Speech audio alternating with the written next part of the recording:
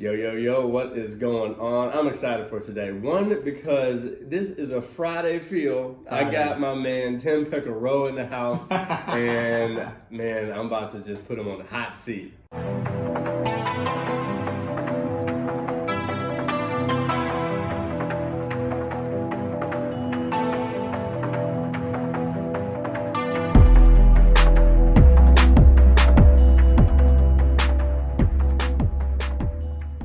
What is going on, guys? So I am so pumped up for today. I cannot tell you. One, because it's Friday, it's sunny outside. I woke up, my kids are alive, but it's Friday too. Yes, it is Friday, and it's a long weekend. Oh, that's yes, Monday. Yes. Day.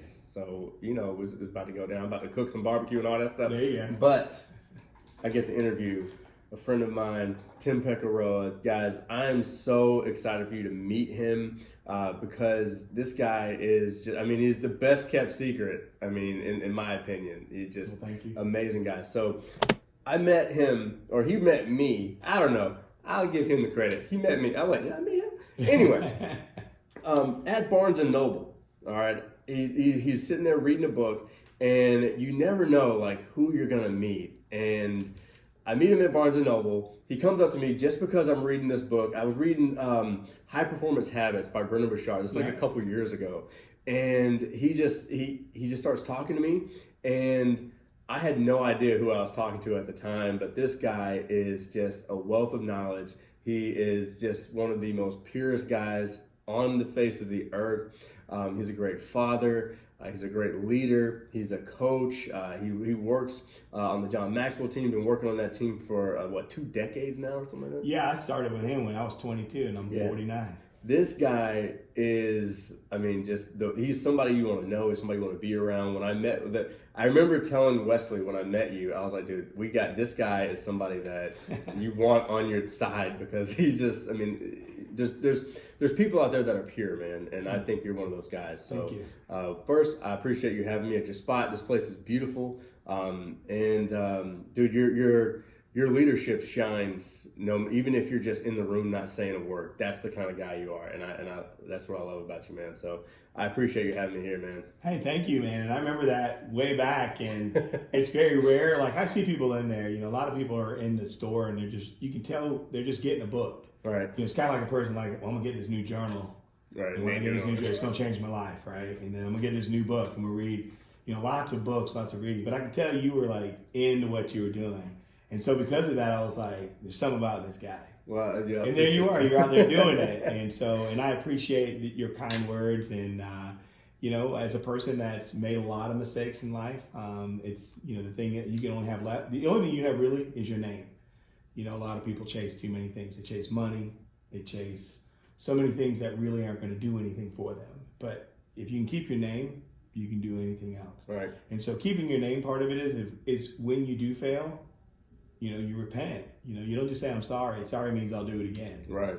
That's why I tell people, don't just say sorry. Go to someone and say, hey, I ask you forgiveness. In other words, when you say I'm sorry, you still have the power. Right, because you're claiming it. That's right. Yeah. But when you go to someone and say, will you forgive me? Yes. You're relinquishing the power. Ooh. So, so there's a difference. But anyways, I see that, and I can see it in you. And so when you said, hey, I want you to come on my podcast, I'm like, yeah, I'll be in the podcast, man. Dude, anything, there's people right now, because I feel like I'm in this shift of my life. I'm 32. And, weirdly enough, oddly enough, in my mind, 33 is an age of transcendence. Yeah. And, Jesus was 30. Incidentally, yeah. Yeah. And so for me, I don't know, and I maybe put this on myself or whatever, but I feel like I need to get around older men that have made the mistakes, that they've been where I want to be, and they are where I want to go to.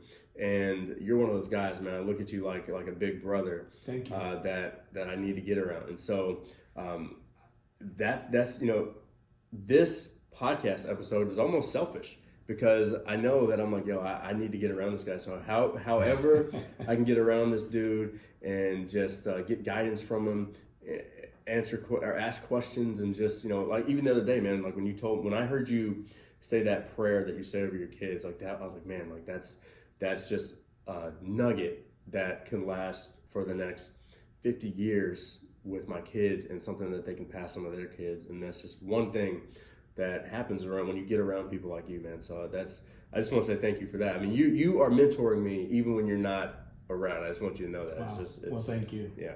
It's an honor, man. Yeah. It's an honor. Yeah.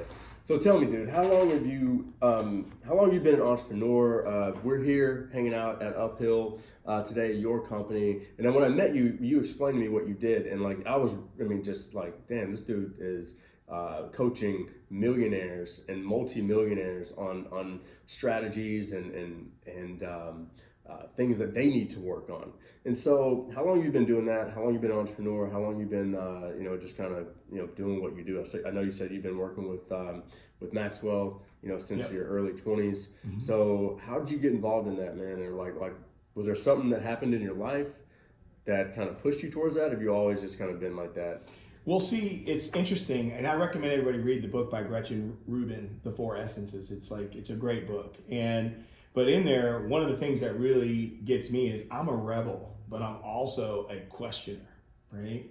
So as a kid, I've always been that person. Right. So I was always this rebel. Not a rebel just because I want to do what... The opposite. The opposite, because right. Someone says it. It's because it's like, why is everyone going in one direction?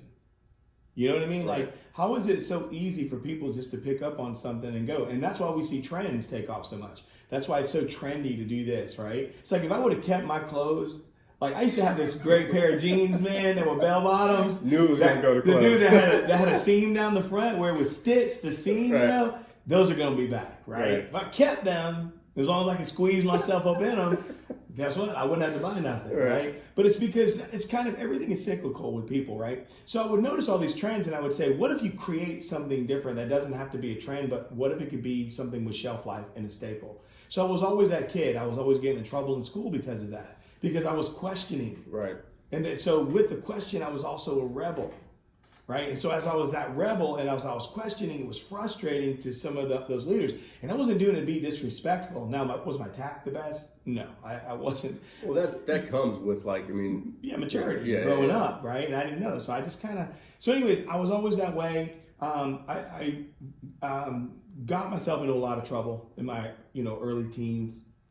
I grew up from a very dysfunctional, broken, family was very broken for generations. I tell people I'm ethnically ambiguous. So in other words, I don't fit into any real culture, but I fit into every one of them. Right. And I don't show up to fit anyway. Yeah. I show up to bring value. So I was a very crafted and gifted, chameleon, meaning I was really good at taking color. I was very good at borrowing color from everyone else. Like looking at other people, right? And some people say keeping up with the Joneses, right? Some people say it's comparison stuff.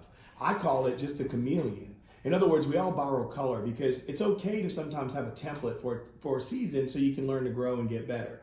But ultimately what you want to do is get to the point where you start putting color back. My problem was I was very good at taking color. I could become anything, anytime, anywhere, and I was really good at it.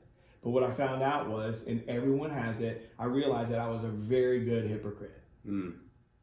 Because hypocrisy is just a mask, right? And everybody puts them on, everybody wears them, right? So I started recognizing something's got to change, something's got to give. I can't blame everybody before me, none of those things. So I literally became an entrepreneur from the age of 19. I literally was just this person out there I basically had no home. I had nothing to really do. So I went from loading trucks at FW Woolworths when I first came to South Carolina. I had to move into, I didn't want to be here. I didn't even want to be in South Carolina. I want to be back up in Connecticut. If I wasn't going to be where I was in Florida, I want to go back to Connecticut. So Connecticut's where I went from. I went to Florida to go to school, and I went back to Connecticut. Then my mom and my stepfather moved down here. I came down here, and dude, I was pushing pallet jacks, loading up trucks in the middle of the hot summer. But then I had another job, and another hustle, because I was trying to figure out what am I good at. Right. But what I would always find out, though, is I always found out there were several things about me. I could lead, I could communicate, and I was creative. But I still didn't have any kind of, there was no way I knew how to temper. I didn't know how to temper those things and put them into a direction. And so then I met a gentleman, Harry Ramey, and that's when he connected me into the understanding and world of John Maxwell and what leadership looks like. And then I was able to meet Mr. Maxwell in Atlanta, Georgia, when he was going back and forth from San Diego into Atlanta before he moved his whole company over. And then that's where it all took off. And that's when I just dove in. And I went head first, recklessly into what can I do to develop, to learn, to grow. I will serve, I will give, I will do. And you don't have to pay me anything. So it wasn't about me being paid to do it. It was about how much will it cost me to do it. In other words, I'll pay to play. Yeah. Instead of how much will you pay me? Right. And I think that whole thought process is kind of flipped nowadays. Mm-hmm. You know, like our this next generation of kind of kids that's kind of coming up through college right now and graduating, I think they think the opposite. Yeah, it's like how much? Right. And it's like, whoa, back up. I want to take it back to the part where you met, I can't remember his name, the Harry guy. Yeah. So Harry seems to be, I mean, he's really important in this story because he's a connector. He sure is. Yeah. And I also want to point out too, like, you were, first, how'd you recognize, like, that you were those three things? Because ironically enough, I don't know if you know Justin Prince, but he works with, Justin was just on the show, like a couple weeks ago.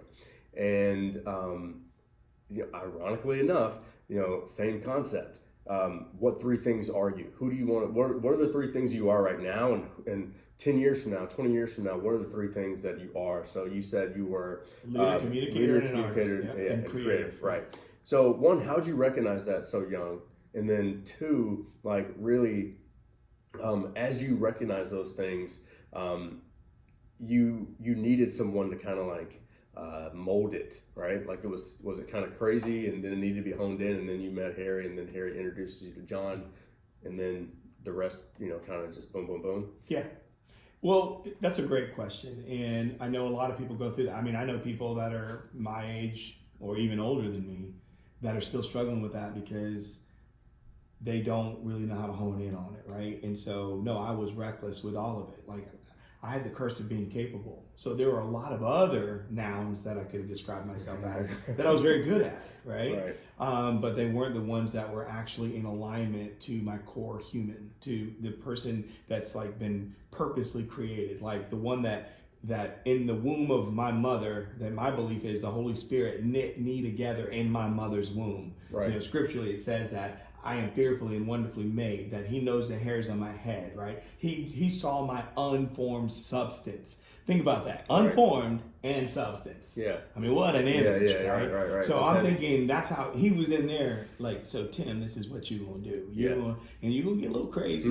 Sometimes you're going, you know, and he's putting me together, you know. So I would get these images, right, of that stuff, but then I would always find myself, remember, I was a chameleon. It was really good. Trying to find where I fit, where I belong. And so then ultimately, what ended up happening was I got myself in some trouble, and that's when I realized that I couldn't count on the men in my life. The ones that I grew up with were the ones that got me to where I was. Right. But I can't keep blaming them either.